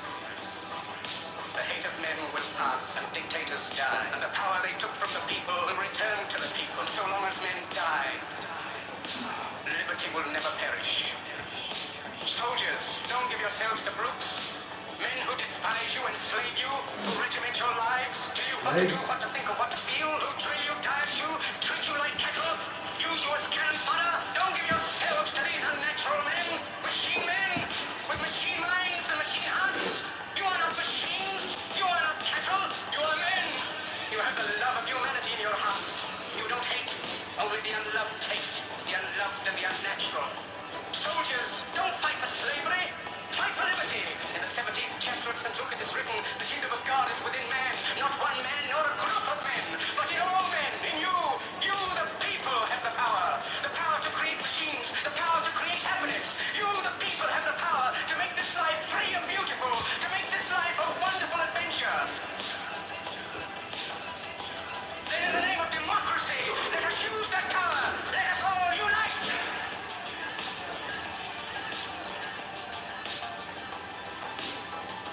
Let us fight for a new world, a decent world, that will give men a chance to work, that will give you the future, an old age of security. By the promise of these things, brutes have risen to power, but they lie. They do not fulfill that promise. They never will. Dictators free themselves, but they enslave the people. Now let us fight to fulfill that promise. Let us fight to free the world, to do away with national barriers, to do away with greed, with hate and intolerance. Let us fight for a world of reason, Going down. a world where science and progress will lead to all men's happiness. Soldiers, in the name of democracy, let us all unite.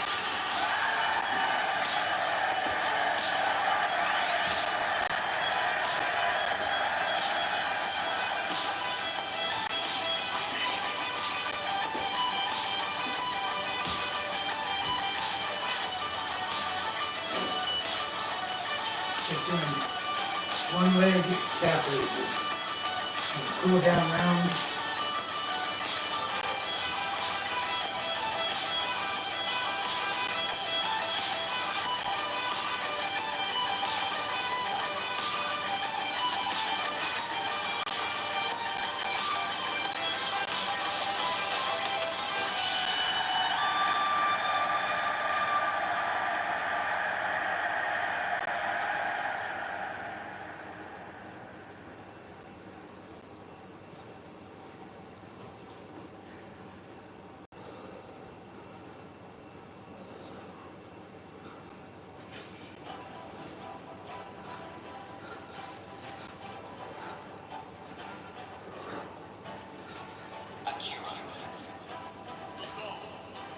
He's gonna come.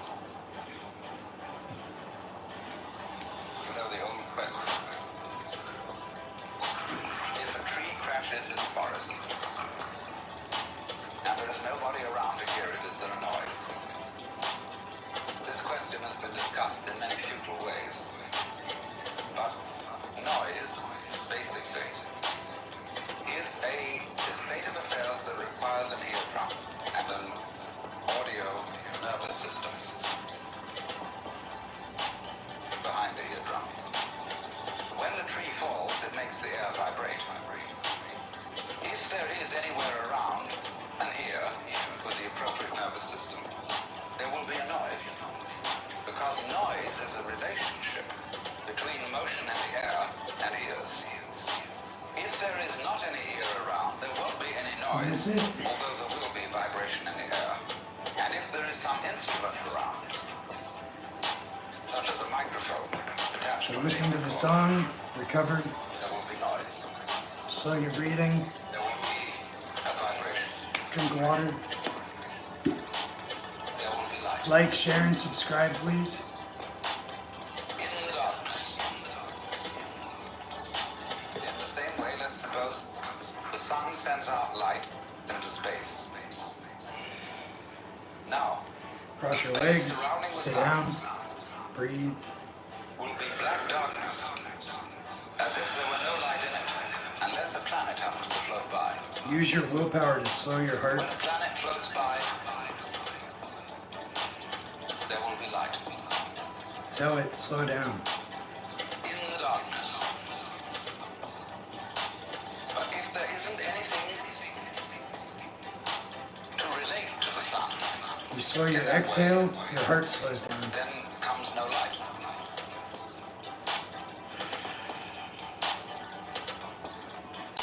Now this goes right down to the root and ground of everything. It goes down to the essence of your nerves, your whole being. That it's all an interdependence. There will be noise.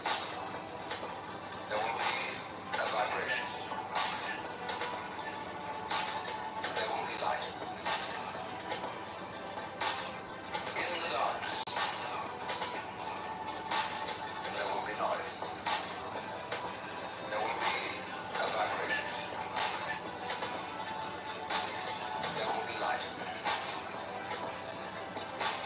In the darkness.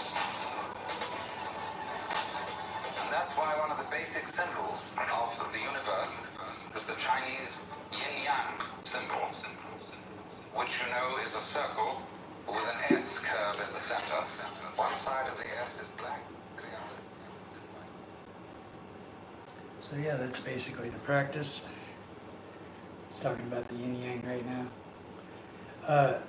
So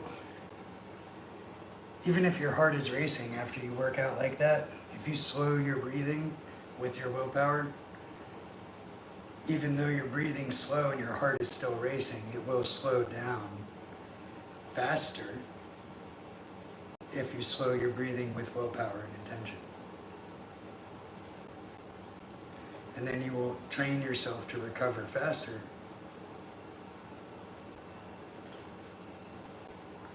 Between rounds or in emergency situations. So yeah, I live stream every day that I can. I try to, 7 days a week. And I encourage you to try to train yourself 7 days a week to do a meditation, yoga, martial arts practice, because life will interfere and prevent you from training 7 days a week. But if you try to train 7 days a week, you will be more consistent than if you say, I'm going to do 3 to 5 days a week. Then you're only going to do 2 to 4, really. But if you try to do 7 days a week, every day, 365 days, or at least for 2 months commit to doing practice 7 days a week, then you will be more consistent. And sometimes you'll get 7 days a week in, and that would be ideal. But most of the time you'll end up doing 6 days a week, and the universe will force you to take a rest day. So if you have a meditation practice or whatever kind of spiritual, philosophical, or religious practice you have, whether it's Buddhism or one of the Abrahamic myths or, witchcraft or whatever you're into. I like Buddhism, so I do the Buddhist meditation at the beginning. That works for me, to give me an ethical framework through which I can bring my martial arts into my life. But if you're doing the martial arts and you don't have an ethical framework, you're going to be a shitty person. So the yoga is good because it bridges the gap between these things and helps you recover faster so that you can train 7 days a week. So the most important thing is that spiritual practice, the meditation, and then the yoga, and then the martial arts. So if you're feeling down or sick or injured or whatever, do the meditation for sure. Then try to do the yoga, then do the martial arts. And that way your priorities will be right, and your character will take precedence over your martial arts. And then, your character will bleed into your martial arts, and you'll only use it when you absolutely have to. And that'll help you stay out of trouble, right? Even when I was a political prisoner, people would be trying to draw me into fights all the time, knowing that I'm a martial artist, and I would have to constantly, use some kind of verbal judo or whatever to avoid a fight. I fought a few times in prison. I choked out a Nazi that the guards put in my cell to attack me. Another time I fought a dude and he broke my nose. And but I tried to avoid fighting as much as possible. And I would rather invite that person to come work out with me, come train with me. And if I roll you up in the TV room, then you really don't want to fight me because, I can choke you out in front of everybody with my legs, and nobody likes that. So, but if you're going around looking for a fight because you don't have an ethical framework, because you don't have a meditation practice that you view the world through, then, you're going to have a lot more problems. So, yeah, I'll be back tomorrow, and we'll do the meditation on the Buddha, the short version of the Ashtanga Yoga Primary Series, and then this martial arts workout, which is in the format of a high-intensity interval training. And here's an example of that if you want to take a screenshot and give it a try. Another example would be this. There's more exercises here, right? So you do 30 seconds to a minute of each section. There's a full body exercise, then legs, then upper body, then core. So you could do like my full body burpee, and then squats, and then push-ups, and then sit-ups. And that's the calisthenics round. And then the next round you can do kickboxing, and then kicks, and then boxing, and then head movement or high knees, right? And that's a technique round. If you're doing it for grappling, you can do, for the full body exercise, sprawling. And then for the legs, you can shoot for a takedown. For the upper body, you can do a push-up and then do a knee on belly, or a push-up and then a sit-out, right? And for the core, you can do bridging or shrimping, or hip bumps, or that sideways scoot, So there's a lot of different mat drills that you can put into the format of a high-intensity interval training, and I strongly recommend that you do that for your home practice every day. And there's no substitute for a teacher and a good training partner in a school. So I recommend that you do this solo routine, build your own daily routine to practice at home, but find a school that you vibe with everybody there, and put your time and money into a school and train with a good teacher. Watch the teacher, make sure they have an ethical framework. If they're sleeping with the students, or hooking up with people in relationships, it's probably not the place you want to train, right? If they're selling drugs there, that's probably not the place you want to train, because one day the ninjas are going to kick the door in, and if you're there when that happens, it's going to be bad for you, right? I had to leave a school because I wouldn't sell drugs for the coach, and then he went around bad-mouthing me around town because I wouldn't sell drugs for him. So, you know, that's a problem here in Tallahassee. And, you know, the other things I mentioned too. So, you know, you got to find a good school. There's nothing more valuable than a really wholesome teacher and wholesome training partners. So look for that. And yeah, that's all. I'll shut up now. See you tomorrow. Train every day. Please like, share, and subscribe.